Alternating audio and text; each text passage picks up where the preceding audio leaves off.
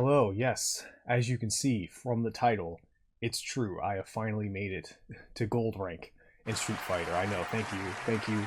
Hold the applause.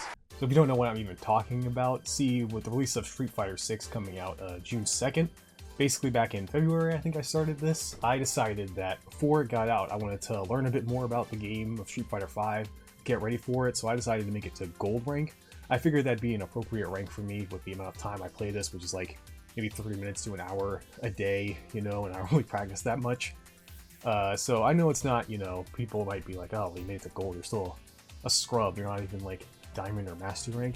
I don't really give a shit. I set a goal and I did it, and I feel fucking proud of myself. It feels really good. Also, I kind of gave myself some stipulations in that I would play Poison, a zoning type character who normally I don't play.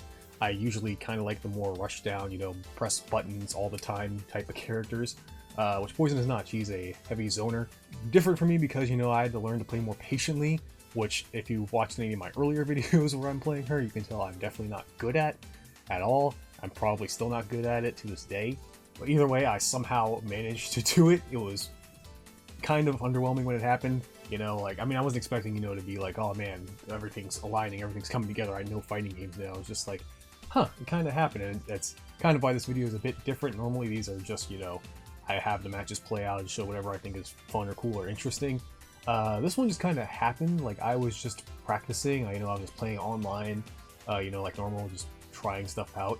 And it was weird. I kept winning, which I was surprised by. Normally that doesn't happen. Normally I just get washed. Like, I just get absolutely destroyed. You know, I just bounce between the same silver rank over and over.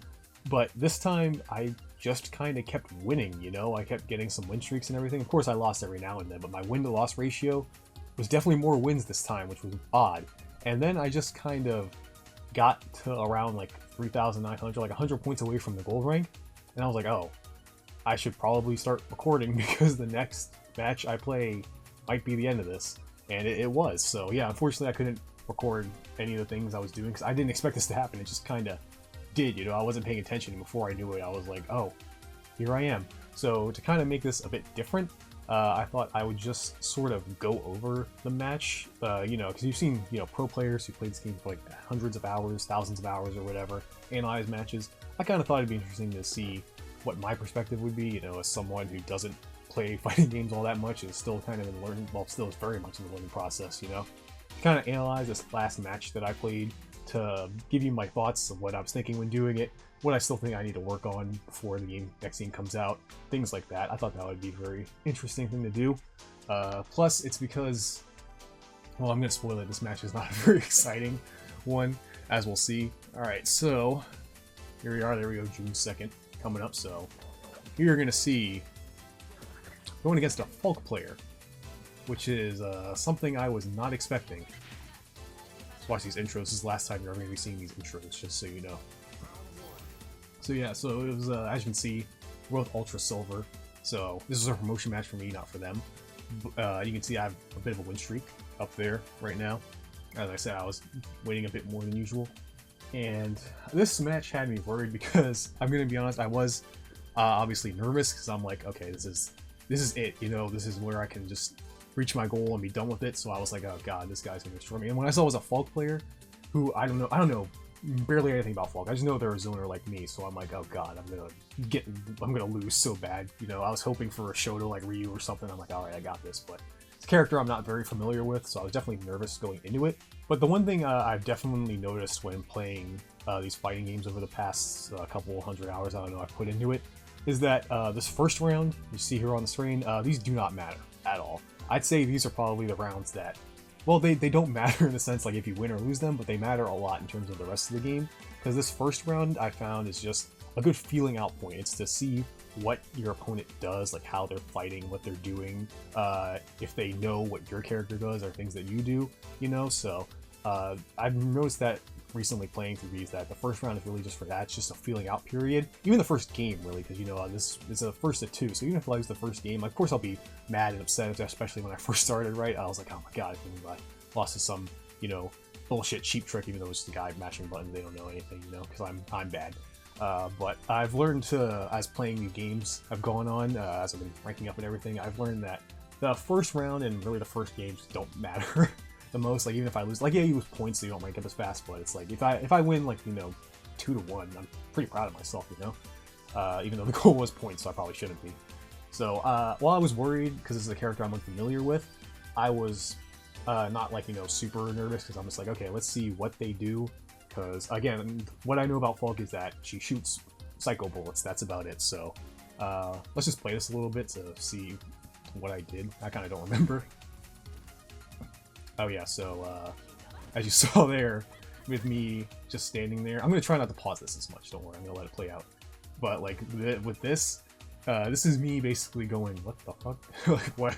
They're just crouching there, hey, and that's why I'm just standing there like that.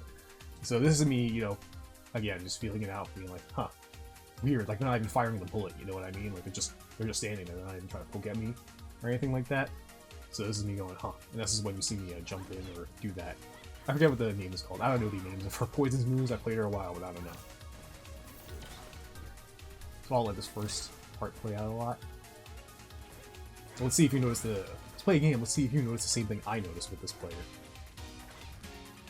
So you can see they're definitely just crouch blocking a lot. So I'm trying to like figure out a way to get in. Basically, they mess up an EX, but I mess up the punish. Still very bad at punishing. That's something I need to get better at. And I get a jump in there. And you can see, like, they're a lot more confident going into me. They anti-air me, which is important. And they hit me there. And I lose the first round. So like I said, though, the first rounds, though, I've learned are just for feeling out. So the things that I noticed personally when playing them, as you saw, was that not only did they... Probably should have resigned this that much. Yeah, they do this a lot. They down back. I'm going to be honest, this is going to be most of the match going forward, just so you know, was just watching this do this. So I noticed this, they're doing this down back crouch position. They're very much waiting for me to approach them, which is what they should do. They're a zoner, right? Problem is, I'm a zoner, so it's like, I'm kind of, again, I'm not in the zoner mindset, so I'm just like, so I should be the aggressive one here, which I really shouldn't. Let's see if they do it here, which is maybe the other thing that I notice. Well, one is anti-airing me, that is the one thing. I noticed they anti-air me pretty much consistently, and I think they're going to keep doing it for the rest of the match. But they do, hang on, I want to see if I can find a part where they do it. Probably be here soon. So I noticed they do that. They do that jump back air fireball thing very often. Like that's their #1 way to do things. So my thought process is, of course, and of course it makes sense, right? Because they jump back, they do this, which is supposed to halt me approaching, right? Which is why like I'm just standing there, like I don't know what to do. So I'm thinking, okay, going to the second round when I get back to it. So I'm thinking to myself, okay, they're doing that jump back thing, and they're anti-airing me consistently. So basically what I'm seeing is, and they're like crouch blocking, so they're basically waiting for me to approach me while I'm on the ground. While they're on the ground, they're waiting for me to approach them is what I meant to say. So my thought is, so when are they vulnerable? When can I actually get in? And that's when they shoot the air fireball. I'm noticing they're pretty much just doing that consistently. That's their game plan, I guess, to prevent me from approaching. So I'm like, wait. Poison. So here's the thing. Poison. I don't use it often, but she has this thing where I think it's like medium punch, heavy punch. It's like a target combo in the air. So my thought process here is to do that target combo first. But then I start thinking as the match plays on, I'm like, wait a minute. They're like anti-airing me consistently, which means that they're not thinking about it when they see me in the air. They just see me jump and they do it. So then I'm thinking, wait, why don't I just knock them out of the air when I can get a full jump in combo by basically like when they jump up and shoot the air fireball, by the time they land, I don't think it's like physically possible for them to, anti-air me in time if I jump over the air fireball, you know what I mean? Like I don't think whether it be their reactions or the game, I don't think it's possible for them to do that. So that's pretty much what I'm looking for right now. I'm waiting for them to jump back. I don't think I do it at the beginning of this round right away. Like that, I'm thinking through my thought process, of course, this is what I'm thinking of in like the next 10, 20 seconds or whatever.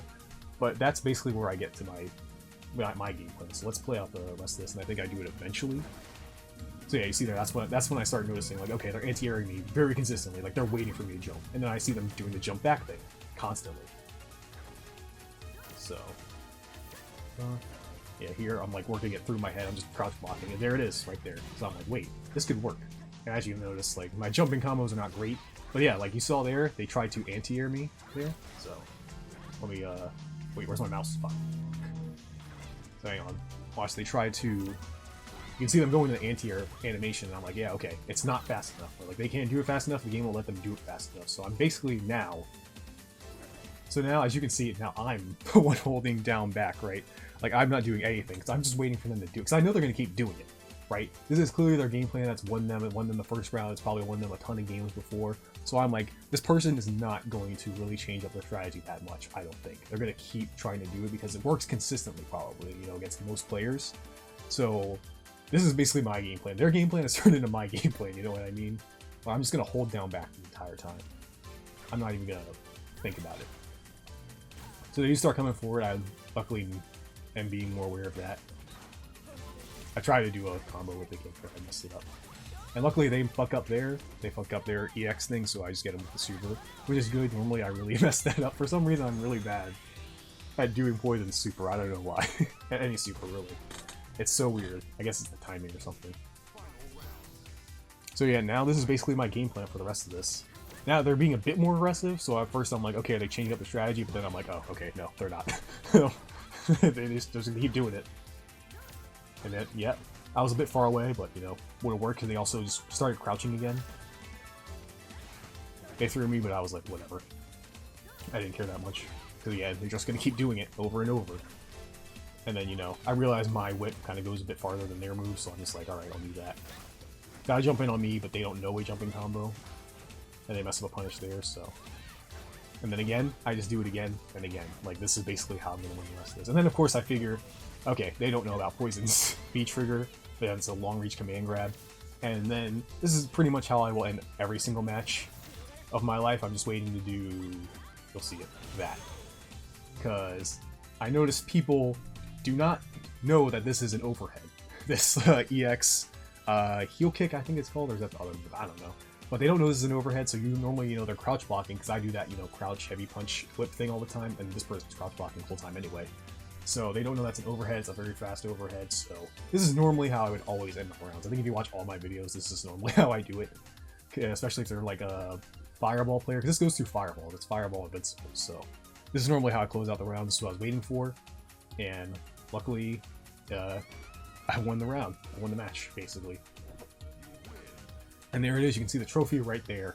I got it for reaching gold for the first time. Out of like, what, the 7 years I've had this? Well, I've only been seriously playing it for the last 6 months. Gold, right there. So, of course, you know what I did after this? I left, I took my points and ran. No, I'm kidding. I didn't do that. Because here's the thing, even if I made it, right? Like, I recorded it. I was like, alright, I made it to gold. I did it.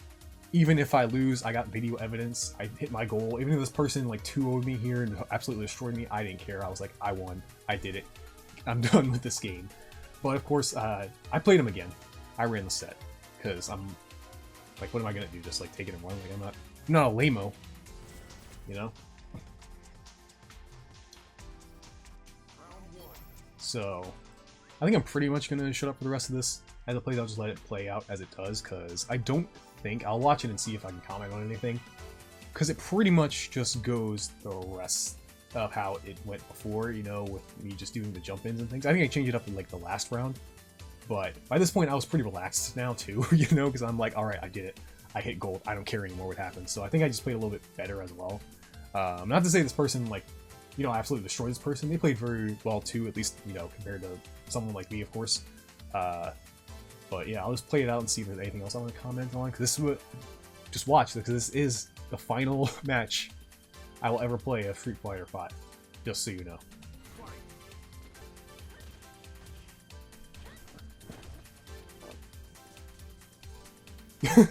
Oh yeah, I forgot we sit there and just stare at each other for the longest time. That's funny. I love it. I love stuff like that. That's footsies. That's what you call mind games right there. But yeah, I do notice they're not doing the jump back thing. I think they've realized that I'm just going to hit it every time. They're jumping forward more. They're trying to... I guess they're being more aggressive. I get them there, though. I was trying to do the target combo there. That's why I did the heavy punch at the end, and I try to throw them there. But the EX beam... I think it's like a... What is that? It's like 3 buttons for her. It's one of the reasons I can't play her on controller. Yeah, and I don't know what her... Oh my god, there it is again. We're just standing there. I don't know where V-Trigger... What is this? V-Trigger 1? I don't know what it does. How is it good? You know, like, she gets, like, a spread shot, and, like, her like, Psycho Shot does, like, 2 or 3 hits. It doesn't seem very good, you know? I don't know if it's like the best one or whatever, but it seemed very bad to me. This person, like, they should probably change it because I just block it, you know? It didn't really do anything. Or at least maybe they didn't take advantage of it as much as they could, I guess. That's what I'm assuming, but it doesn't seem like a very good V trigger to me. So yeah, a lot more down back. I start rushing in a bit more. But they're getting ready for it. As you can see, I'm basically just reacting to them every time they jump back now. I reacted a bit too slow there, so they got me, the DP, but there we trade, so I'm like, okay, timing is there, but they don't have it. And there too as well. You know, I'm basically like, anytime they do a move, I'm just reacting by jumping in on them. And then again, no, they don't know. It's command grab. And I think here I just get lucky. Yeah, I got lucky by doing this. I thought they were going to shoot a fireball. That's why. So I'm like, okay, I'll just jump over it.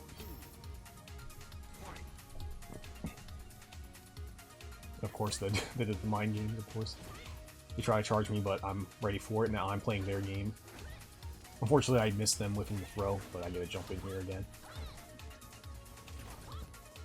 Man, you know what I've noticed while watching this? For some reason, my recording quality is a lot better than the actual quality I'm playing this game at, I feel like.